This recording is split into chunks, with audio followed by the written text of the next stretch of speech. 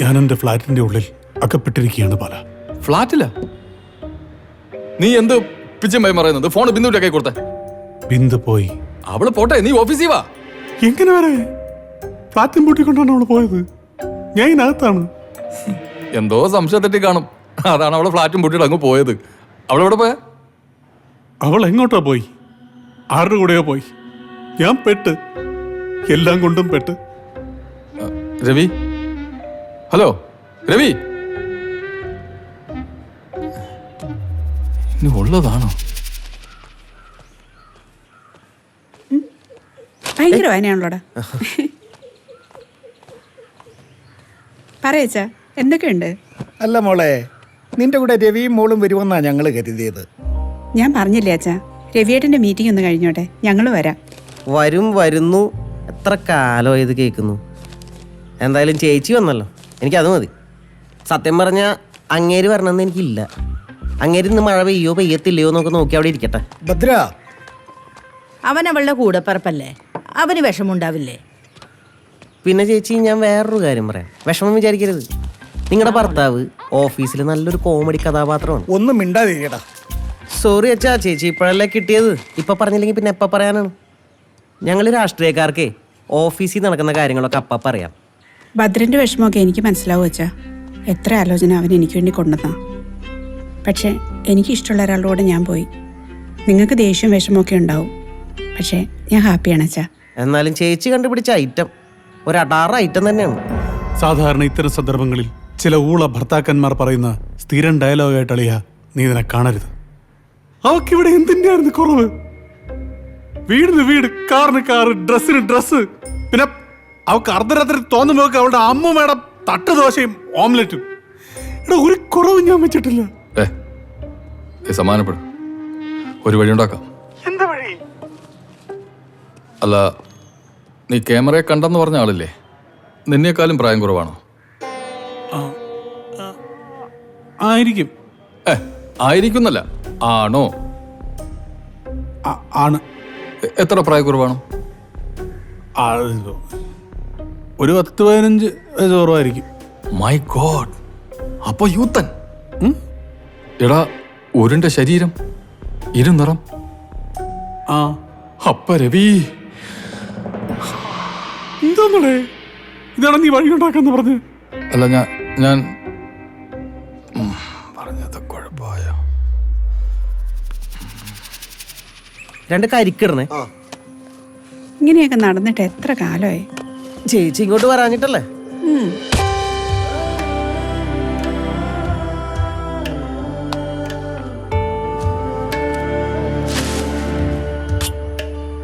എപ്പോ ചേച്ചി? ഇപ്പൊ എത്തിയുള്ളൂ. നീ ഞെട്ടിയോ ശരിക്കും? ഞെട്ടി, എന്റെ കെട്ടിയവരാണ് ഞെട്ടി. ഇന്ന് ഇവിടെ സ്റ്റേ ചെയ്യാം മോളെ, പ്ലീസ്. അച്ഛാ, ആ ചേച്ചി. ആ മോളെ, രവി നാളെയല്ലേ വരുള്ളൂ? അമ്മേ, അത് രവിയേട്ടനോട് പറയാതല്ലേ ഞാൻ വന്നേ. അതിൻ്റെ ഒരു പ്രയാസത്തിലാണ് ഞാനിവിടെ നിൽക്കുന്നേ. പിന്നെ ഡ്രസ്സൊന്നും എടുത്തിട്ടുമില്ല, മോളെയും പിക്ക് ചെയ്യാനുണ്ട്. മോളെ ഞാൻ വിളിച്ചോളാം. അബി, ഡ്രസ് കൊടുക്കണേ. അളിയനെ നമുക്ക് സാവകാശം പറഞ്ഞ് മനസ്സിലാക്കാം. ശ്ശോ, അതൊന്നും പറ്റത്തില്ല. എന്ത് പറ്റില്ലെന്ന്? അത് മതി അല്ലേ? ആ,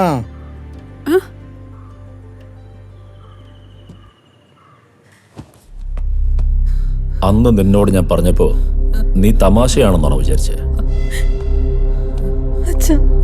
പ്ലീസ് അവനെ വിട്ടേക്ക്. വിടാം, പക്ഷേ ഇവനെ ഈ നാട്ടിൽ കാണരുത്, ഈ രാജ്യത്ത് പോലും കാണരുത്, കേട്ടല്ലോ? ഞാൻ ഒരിടത്തേക്കും പോകൂല. അവളുള്ള സ്ഥലത്ത് ഞാനും ഉണ്ടാവും. പ്ലീസ്. നീ ഒന്നും മിണ്ടണ്ട, നിനക്ക് എന്ന വാക്ക് ഞാൻ പാലിക്കും. ഇനി നിന്നെ എന്ത് ചെയ്യണമെന്ന് എനിക്കറിയാം. പ്ലീസ്. ഇനി ഇവൻ ചാവണോ വേണ്ടയെന്ന് നിനക്ക് തീരുമാനിക്കാം. ചെന്നൈക്ക് പോകാൻ തയ്യാറായിക്കോ.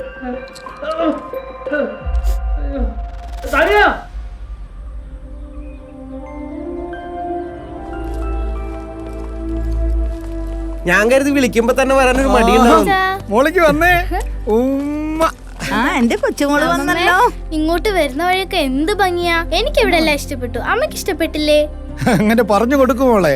അതിന്റെ ഉത്തരം ഞാൻ പറയാം. അച്ഛന്റെ ഇഷ്ടമാണ് അമ്മയുടെ ഇഷ്ടം. ആ, അതെനിക്കെപ്പോഴും അങ്ങനെ തന്നെയാ.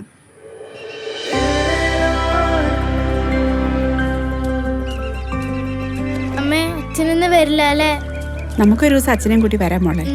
അതെ, മുത്തശ്ശനും മുത്തശ്ശിയും പറയുന്നത് നമ്മൾ ഇന്നിവിടെ താമസിക്കണം എന്ന്. എന്നാ നമുക്ക് ഇവിടെ നിക്കാം. പക്ഷേ മോള് പറയണം നമുക്കിന്ന് തിരിച്ചു പോണെന്ന്. കാരണം അച്ഛന് വിഷമാവൂലേ? അത് ശരി, മോളെ ബ്രെയിൻ വാഷ് ചെയ്യുന്നു. ഞങ്ങൾ പറയാനുള്ളതിന്റെ മാക്സിമം പറഞ്ഞു. ഇനിയും പോണെന്നാണെങ്കിൽ പൊക്കോ.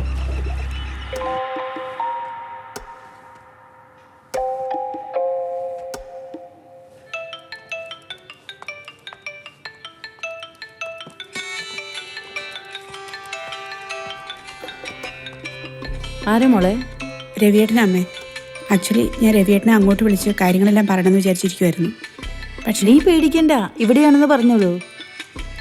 അതെ, കുഴപ്പമില്ല മോളെ, അല്ലെങ്കിൽ അച്ഛൻ പറയാം. ഷോ കട്ടായി. ഞാനിവിടെ നിറഞ്ഞ രവിയേട്ടനെ ഫീൽ ചെയ്യും. ആവട്ടേന്നേ, ഇടയ്ക്കൊക്കെ ഒന്ന് ഫീൽ ആവണം, എന്നാലും ഇങ്ങനെയുള്ള ആൾക്കാർ പഠിക്കും.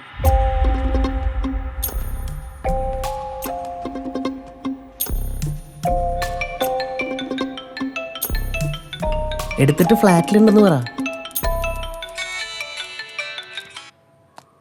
ഹലോ രവിയേട്ടാ, മീറ്റിംഗ് കഴിഞ്ഞോ? മീറ്റിംഗ് കഴിഞ്ഞിട്ടില്ല. നീ എവിടെയാ? ഞാനിവിടെ ഫ്ലാറ്റിൽ. ഏത് ഫ്ലാറ്റിൽ? എന്താ രവിയേട്ടാ? നമ്മുടെ ചിലവന്നൂർ ഫ്ലാറ്റിൽ. ഫ്ലാറ്റിൽ എവിടെ? ഞാൻ ഇവിടെ ഹോളിലുണ്ടല്ലോ. എന്ത് പറ്റി രവിയേട്ടാ? നിന്റെ ശബ്ദത്തിന് എന്താ ഒരു പതർച്ച പോലെ? ഏയ് അങ്ങനൊന്നുമില്ല, രവിയേട്ടന് തോന്നുന്നതാ. മോളെടുത്തുണ്ടോ? ആ മോളുണ്ടല്ലോ. കൊടുത്തേ. ഹലോ അച്ഛാ. മോളെ നിങ്ങളെവിടെ നിൽക്കുക? ഞാൻ ഹാളിലാ. അതെ അച്ഛാ, നാളെ എപ്പോഴാ വരുന്നേ? ഒന്നും പറയാറായിട്ടില്ല.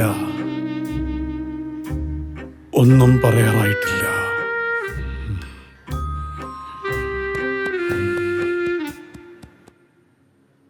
ഇപ്പോഴാ നീ എൻ്റെ അനന്തരവളായത്. എത്ര ഭംഗിയായിട്ടാ നീ കള്ളം പറയുന്നത്. ഞാൻ കള്ളം പറഞ്ഞില്ലല്ലോ, നമ്മള് ഹാളിൽ തന്നെയല്ലേ. ആ എന്താടാ? ഞാൻ ഈ ഫ്ലാറ്റിൽ നിന്ന് ചാടി ചത്താലോ എന്ന് ആലോചിക്കാടാ. ഓ, ആ റിപ്പോർട്ട് ഒന്ന് ഫൈനലാക്കിയിട്ട് ചാടണേ. രവി, ഇന്നിവിടെ അന്വേഷണം ഉണ്ടായിട്ടില്ല. നീ നാളെ എങ്ങനെയെങ്കിലും ഓഫീസിൽ എത്തിയേ പറ്റൂ. എന്തോന്ന് ഓഫീസ്? എന്തോന്ന് ഓഫീസാ? ഇവിടെ ജീവിതം കൈവിട്ട് നിൽക്കുക. നീ കാരണം എന്റെയും. എടാ, എന്റെ മോളെ അവള് കള്ളം പറയാൻ പഠിപ്പിച്ച ബാല. അവളെന്നെ ചതിച്ചൊന്ന് വ്യക്തമായി ബാല. ആ, ഞാൻ അങ്ങോട്ട് വരാം. എന്തിന്? ആശ്വസിപ്പിക്കാൻ. എന്തിന്? വേണ്ടേ?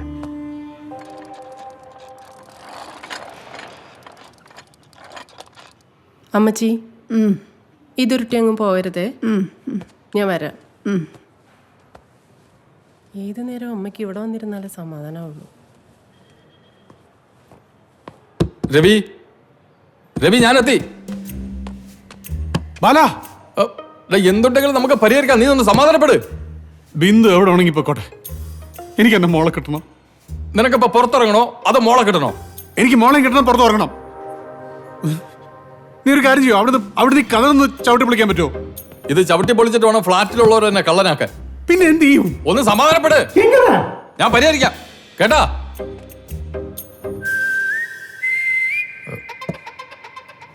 ബാല, തീഷ്ണമായ നോട്ടം. ഭാഗ്യം പോയി. ഒന്നും കാണുന്നില്ലല്ലോ. വീണ്ടും വന്നു. രവി, കേൾക്കുന്നുണ്ട്, പറ. ചേട്ടാ, എന്നെ കൊന്നേനാവൻ. രവി, അല്ല ബാല. രവി,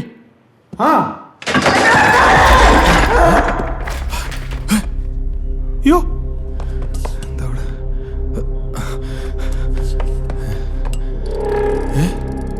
അയ്യോ,